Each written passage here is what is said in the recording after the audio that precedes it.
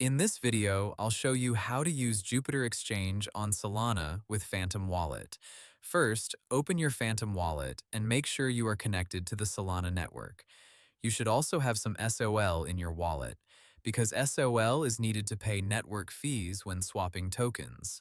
Next, open the Jupiter Exchange website in your browser.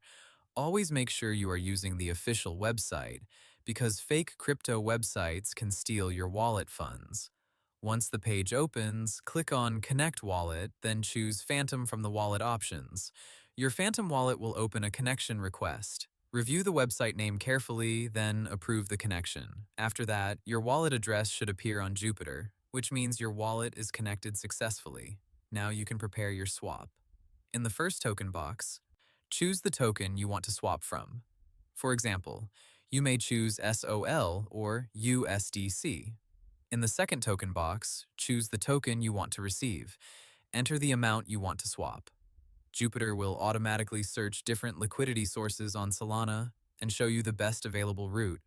Before confirming, check the estimated amount, price impact, slippage settings, and network fee. If everything looks correct, click Swap. Phantom will open again and ask you to approve the transaction. Take a moment to review the details, then confirm the transaction in your wallet. After confirmation, wait for the transaction to process on the Solana network.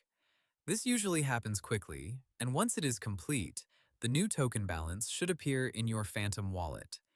If you do not see the token right away, open Phantom, search for the token, and add it manually if needed. Always double-check token addresses, avoid suspicious links, and only swap amounts you are comfortable risking.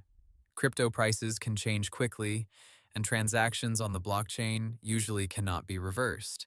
Hope the tutorial was helpful, subscribe to my channel, and see you in the next video.